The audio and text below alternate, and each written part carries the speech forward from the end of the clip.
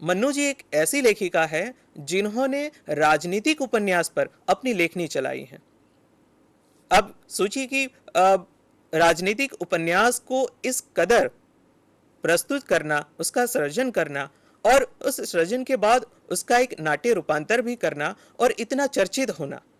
महिला लेखिकाओं ने अधिकतर नारी को आदर्श मानकर नारी की समस्याओं को लेकर ही रचनाएं की हैं, लेकिन मन्नू जी इस मामले में अलग पड़ती हैं कि उन्होंने राजनीतिक उपन्यास लिखा। दूसरा उपन्यास है उनका आपका बंटी।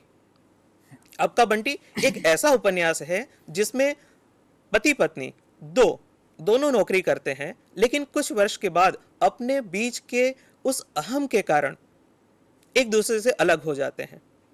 पूरा उपन्यास इस कदर चलता है कि हर एक पात्र एक दूसरे को पराजित करने के लिए नए नए प्रयास, नई नई तरकीबें आजमाता है। और जब अजय शकुन को छोड़कर चला जाता है और शकुन अजय को परेशान करने के लिए या तो पराजित करने के लिए वह डॉक्टर जोशी से जुड़ती हैं और पूरे उपन्यास में यह कथा इस रूप से समायांतर चलती है। कहानी में बंटी जो एक नॉर्मल है, वह नॉर्मल से एबनॉर्मल बनने की स्थिति को दिखाता है कि माता पिता के प्रेम के बगैर बंटी यह चाहता है कि उसके मम्मी और पापा साथ में रहें, लेकिन वह नहीं हो पाता है।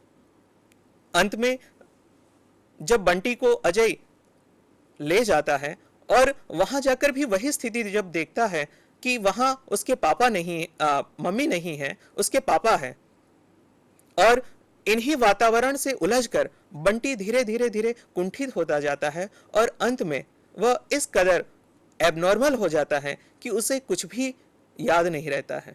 वह ठीक से न बोल पाता है, न चल पाता है, न कुछ कह पाता है। इसी स्थिति में लेखिका ने इस उपन्यास का अंत करवाया है। कहने का तात्पर्य यह है कि मन्नू जी के कहानी हो चाहे उपन्यास हो, उनमें जो नारी पात्र हैं वो कहीं न कहीं इसी अंतर्द्वंद्व के साथ चलते हैं, चाहे वो विचारों के हो चाहे संस्कारों के हो। और इन्हीं के साथ हम आज के इस कार्यक्रम को यहाँ समाप्त घोषित करते हैं। दोबारा जब हम मिलेंगे तब मन्नू जी के उपन्यासों पर हम विशेष रूप से चर्चा करेंगे। नमस्कार। नमस्कार।